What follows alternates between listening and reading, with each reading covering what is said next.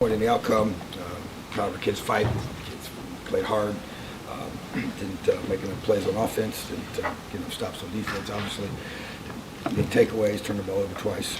And but just really proud of our seniors and all that they represent, and what they've done here, and what they've done since they've been here, and how they helped us create change in this program. And just want to be able to give them a win today when they do it. So. All our focus right now is getting ready to play Purdue in the bucket game. That's our focus at this point. Dustin, then Questions? Tom, obviously you mentioned the offense. The first drive, obviously, go for 92 yards. Obviously, a lot of quarterback run there, a lot of running in general. After that, I don't think there was a first down until the third, and there was only one, I think, until the fourth. What did you like about just how you got started with that game plan, and just what sort of kept it from going any further after that? Yeah, just obviously did a good job executing that first drive. 92 yards is hard to do against a good defense, which they are, but weren't able to sustain it, which is disappointing. Obviously, you have to be able to throw the football, so do some things in that first drive, and not able to continue to take advantage of those. And obviously, some bad decisions with some throws, but you've got to throw the football. I mean, to me, that takes a lot of the stress off the run game when you do that, and there's no doubt we did some things up front. They're a good job in that first drive, but you just got to sustain it. You got to do it for 4 quarters, so it's not good enough. So not to our standard, not acceptable, and it's not been that way for most of the season. So pretty frustrating. Tom, then Zach. Tom, I was curious though, like in that first drive, the intent was to run the ball and not throw it. And even on 3rd and 5s and 3rd and 8s and 3rd and 10s after that, running plays where you would look like you didn't want Donovan to be in tough passing situations. But then I didn't understand with 30 seconds to go in the half, when you were getting the ball at the start of the third quarter anyway, why he threw then. Yeah, so to me, I guess, there was an intent, like a lot of times some of the calls were either run pass options where he could throw it or run it.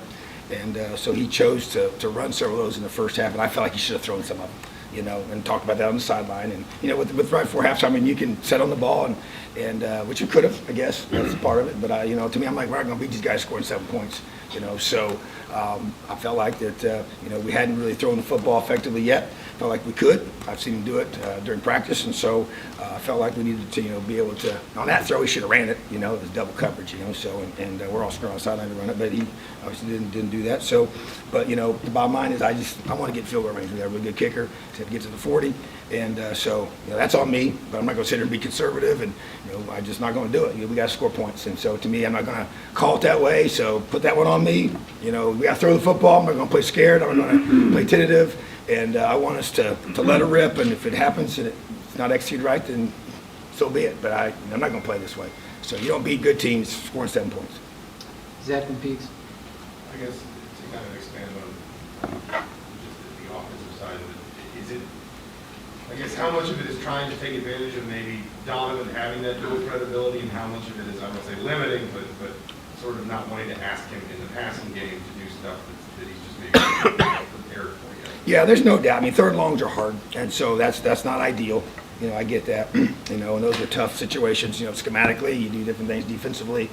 You usually do a lot of exotic pressures and different things, disguise-wise, coverage-wise, and so it's harder. It puts more pressure on a young quarterback to figure those things out, and so you try to eliminate those, and that's where I felt like that. But you still got to throw the football. That's like I get it. You run the ball with him, and he can run the ball. That's great. But it says dual threat. Okay, dual means you do both, right? So if you're not dual, then you're just one-dimensional, all right? So to me, that's why that word is what it is. So to me, that is definitely a strength, is to be able to run the football, but you got to be able to throw it as well. So to me, I think you can't shy away from that. You got to be able to do it, and obviously do it in a efficient way, and not put him in harm's way. But you can't make it to where you just cautiously play the game and call the game. So at the same time, it puts a ton of pressure on your defense when you can't score points, and eventually they just kind of wear down. So to me, it's about trying to win the game, not just keep the score close or not just try to hang around. To me, it's try to win. Peegs and Sam. Grumble did give you some passing there at the end. Are you open to maybe looking at him Absolutely. to start next Saturday? Whatever we got to do to beat Purdue. That's it. That's the bottom line. So to me, that's everything's on the table. We got one game, very important game, very big game, the game of the season, biggest game of the season because it's the next one, but we know it's Purdue, which makes it extra special. Sammy and Kevin. Hendershot only had, he had 2 carries, no targets on offense. Was there an injury there, or was that just not part of the game plan? No, the game plan is getting him the football, so that was part of the issues with passing, so, but obviously getting him in the backfield, getting him touching the ball was by design, for sure. Want to continue to do things like that, but yeah, we've got to throw him the football. I mean, he's one of our top guys, and it's the same with number 3, so got to throw the football. No takeaways on defense and kind of coverage stuff. I mean, you talked about them being worn down, but how would you assess? Well, our third downs weren't good enough. We had a couple busts that hurt us, but had some real close pressures where as we're hitting the guy or getting to him, and I thought they won the 50-50 balls, at receiver that we were not able to win, and I was disappointed in that. Our third down defense wasn't good enough. I thought we did a lot of good things defensively, but not enough, and just disappointed in third downs and not being able to get those contested balls. Something we got to be able to do. I mean, they got some, Seven, I think, is a really talented receiver. He's a big guy. He's got good length, and we got to come down with some of those, at least breakups, so, but that to me, and I just felt like we just needed to contest things and pressure things. So, but yeah, it's just overall not good enough, not good enough. Jim, the mic. I'm going to get back to Grant, actually. 2 games now, we've seen him throw the ball comfortably. He looks kind of Yeah. comfortable out Yeah, there. he does. And today he showed that he has some wheels getting the core on that one play. So he seems like a dual threat opportunity there.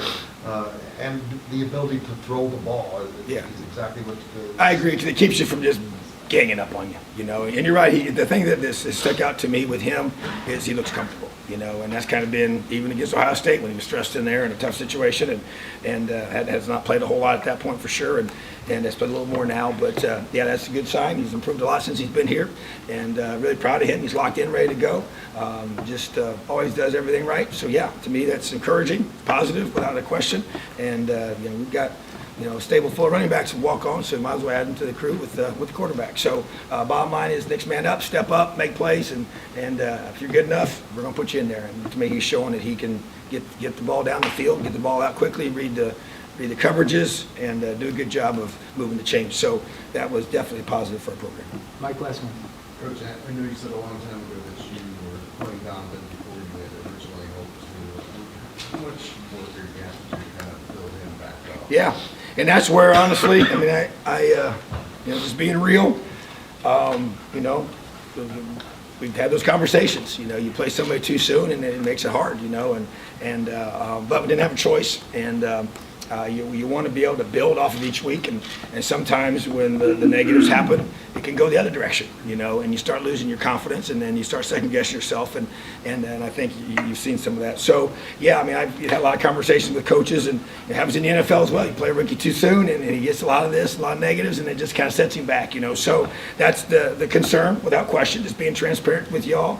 I think that's a fair question, and that's a fair concern, because I know he has a lot of talent, and I know that when you get thrust in these moments and you're not quite ready, sometimes it can hurt you more than it can help you, So, but at the same time, we kind of come down to the point where it's last man standing, So, but he's been awesome. He works hard. He cares, and hasn't thrown the ball, especially on game day like he does in practice, So we got to get him to that point. So it does show up there. So it's not like he can't, but to be able to do it under pressure, under duress, reading coverages, figuring that stuff out is definitely what you want. So there's no doubt. I think that these have helped him, but there's definitely a fine line with that where it can go too far the negative way. All right, thanks, Tom.